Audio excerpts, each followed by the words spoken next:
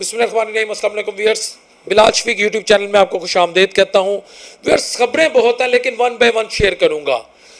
تقریباً 24 گھنٹے ہوں گے سوشل میڈیا پہ پتہ کیا خبر چل رہی ہے کہ NCCIA national cyber crime investigative agencies کا جو ایک خاص طبقہ تھا، ایک خاص گروہ تھا جس کو چودھری سرفراز لیڈ کر رہے تھے جی، وہ کرپشن کرتا ہوا، رشوت لیتا ہوا پکڑا گیا ہے اور ان کو آج باقاعدہ عدالت میں بھی پیش کیا گیا ہے۔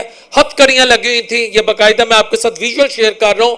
اور لاہور میں یہ شادرہ کے حدود کے اندر ایک سب انسپیکٹر آن ڈیوٹی سب انسپیکٹر حضور والا ڈکیتی کرتے پکڑا گیا ہے، یہ تصاویر بھی میں شیئر کر رہا ہوں۔ اور اس پر سوشل میڈیا میں ایسے کوہرام مچا ہوا ہے جیسے پاکستان میں آج تک نہ کسی نے رشوت لی ہے نہ کسی پولیس آفیسر نے زور زبردستی کی ہے۔ چلیں جی، یہ تو اس پر میں بات کروں گا، لیکن آپ کو ایک ایسی میں ویڈیو دکھانے لگوں، چھوٹا سے کلپ دکھانے لگوں، غور سے دیکھیں، پھر میں آپ کو بتاتا ہوں کہ اصل وجہ کیا ہے۔ یہ کلپ دیکھیں آپ۔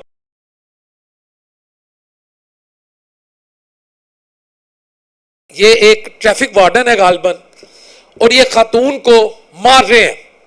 ان کو یہ کس نے اتھارٹی دی خاتون کو مارے؟ مان لیا کہ خاتون تعاون نہیں کر رہی ہوگی، لیکن کسی مرد کو، کسی سرکاری ملازم کو یہ زیب دیتا ہے کہ وہ بیچ بازار میں خاتون پر ہاتھا پائی کرے یا اس کے ساتھ زور زبردستی کرے، اس کو مارے پیٹے، قطعاً نہیں دیتا۔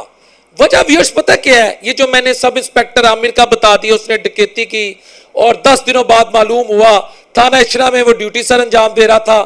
پھر FIA نے جو NCCIA یعنی national cyber crime investigative agencies جس کو چودھری سرفراز جو ہیں وہ لیڈ کر رہے تھے، ان کے جو جونیئرز ہیں اس میں شعیب، ریاض ہیں، IO آفیسرز ہیں، ڈکی بھائی کی جو زوجہ ہے، ان سے پہلے کہا گیا جی کہ آپ 60 لاکھ دیں، آپ کے ہسبینڈ کو ہم ریلیف دلواتے ہیں، پھر آپ 30 لاکھ دیں، اس کا ہم جوڈیشل کرواتے ہیں۔ ڈکی نے اپنے دوست عثمان کے ذریعے دلوائے۔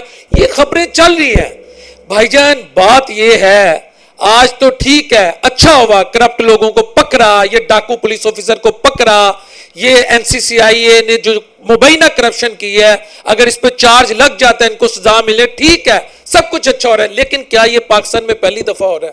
میرا سوال یہ ہے، پولیس اتنی بے لگام کیوں ہے؟ اس کی وجہ یہ ہے، یا طاقتور لوگ اتنے بے لگام کیوں ہیں جو وردی پہن لیتے ہیں، کالی وردی پولیس کی پہن لیتے ہیں؟ اب تو ان کی گرے وردی ہے نا، یعنی جب کوئی شخص پولیس کی وردی پہن لیتا ہے، وہ سرکاری ملازم بن جاتا ہے، وہ اتنا بے لگام انبریڈل کیوں ہو جاتا ہے؟ اتنا طاقتور کیوں ہو جاتا ہے؟ انسان کو انسان کیوں نہیں سمجھتا؟ ہمیں اس پر کام کرنے کی ضرورت ہے۔ اس کی وجہ یہ ہے کہ حالات ایسے یار، جس مرضی کو اٹھا لیتے ہیں، جس مرضی کو بالوں سے گھسیٹتے ہوئے گھر سے باہر لے آتے ہیں۔ چادر اور چار دیواری کا کوئی تقدس ہی نہیں۔ آج جسٹس محسن اختر کیانی نے کہا کہ مریم نواز شریف صاحبہ، آپ خود ایک وزیر اعلیٰ ہیں، چادر اور چار دیواری کا تقدس کو، اس سینسٹی کو مینٹین کریں۔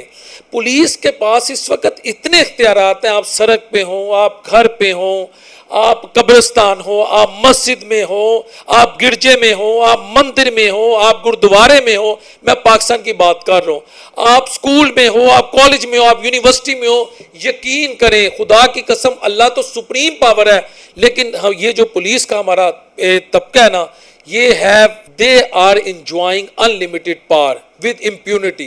ان کے پاس بیچا اختیارات ہے، کوئی چیلنج نہیں کر سکتا۔ کوئی چیلنج کرتا ہے کہ بھائیا میں سے زیادتی کرنے کہتے تجھے فلاں تاریخ میں ڈال دوں گا، سمجھ گیا، تجھے اس کیس میں ڈال دوں گا، تجھے اس ایشو میں پھنسا دوں گا۔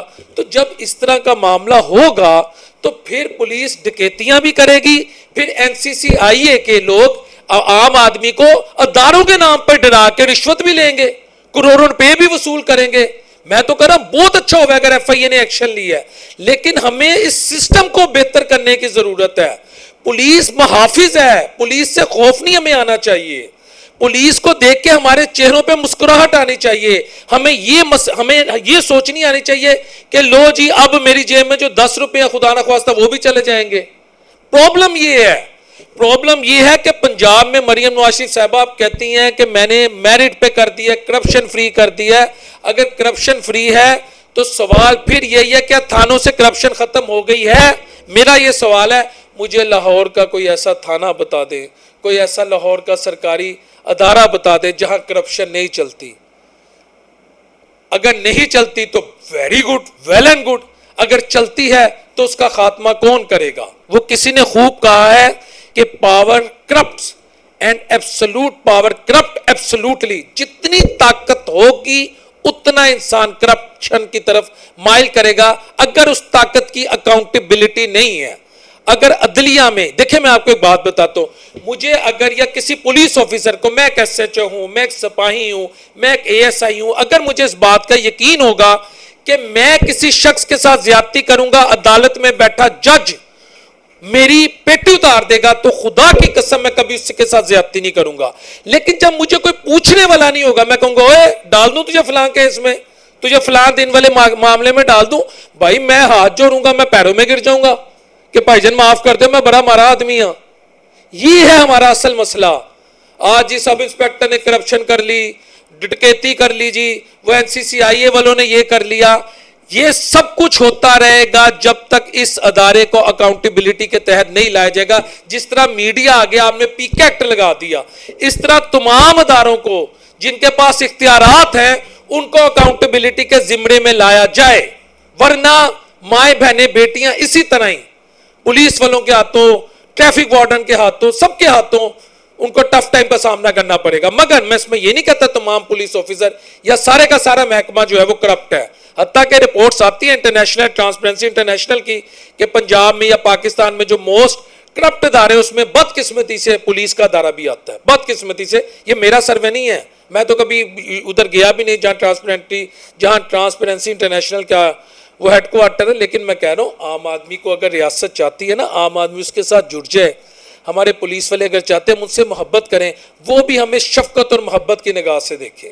وہ یاد ہے وہ ایک مولوی تھا، اس نے ایک سوال کیا تھا، اس نے کہا ایک سوال کی گل کرانگ مارا گئے تھے نہیں. اگر آپ کو یاد وہ عجیب سا تھا، بیچارہ تھوڑا سا ذہنی طور پہ کمزور لگ رہا تھا.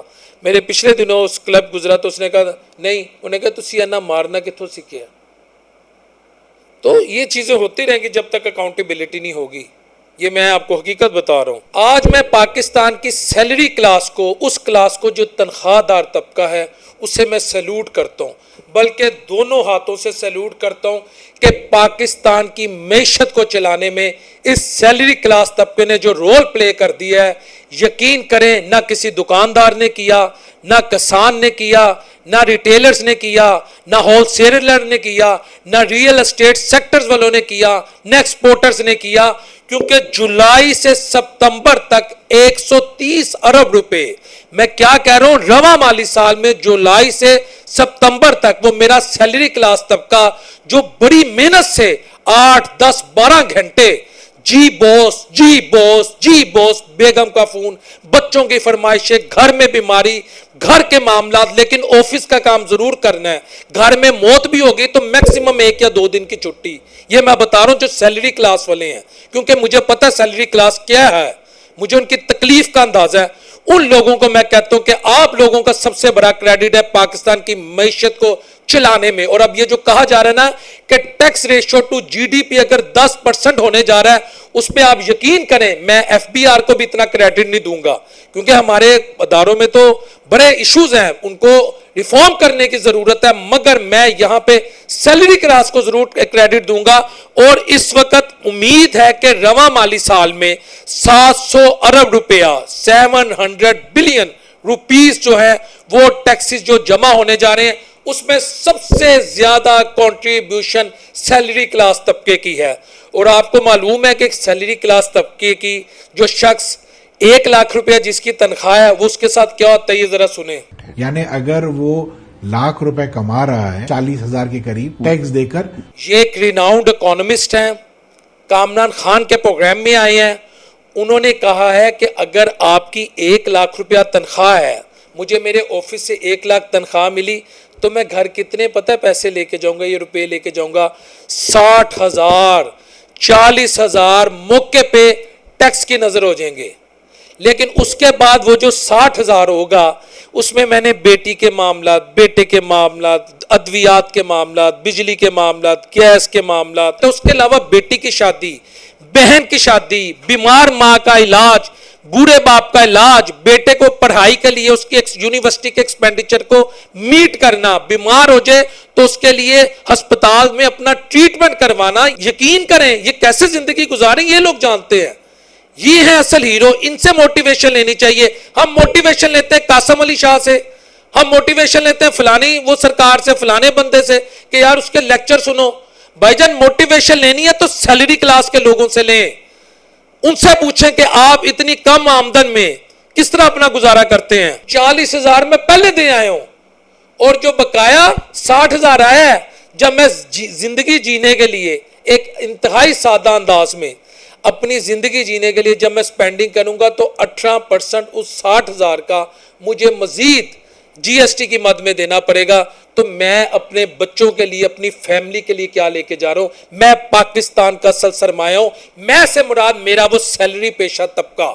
میں یقین کریں آپ کو سلوٹ کرتا ہوں, یقین کریں میرے بس میں ہونا تو میں کہوں سب سے زیادہ پروٹوکول اور عزت ان افراد کو ملنی چاہیے, ان سیلری پیشہ افراد کو ملنی چاہیے جن کی وجہ سے پاکستان کی معیشت چل رہی ہے. ہم بڑے بڑے وزراء کے فون, بڑے بڑے بیوروکریٹس کے فون, بڑے بڑے طاقتور لوگوں کے, صحافیوں کے فون کراتے, سر جی فون کر دو میرا یہ کام ہو جائے. لیکن اگر ہم من حیث القوم باشعور لوگ ہوں تو ہمیں ان لوگوں کو وہ رتبہ دینا چاہیے, عزت دینی چاہیے, چاہے وہ یقین کریں سینیٹری ورکر ہو, چاہے وہ سیکیورٹی گارڈ ہو, چاہے وہ اکاؤنٹنٹ ہو, چاہے وہ ٹائپسٹ ہو, چاہے وہ ٹیچر ہو, چاہے وہ اسکول کے باہر کھڑے ہونے والا پی این ہو, چاہے وہ پرنسپل کے کمرے کے باہر کھڑی ہونے والا یا کھڑے ہونے والا جو چائے بناتا ہے کہ رامو یا شہزاد یا علی یا حسن بلال چائے لے آؤ میرے گیسٹ آئے ہیں.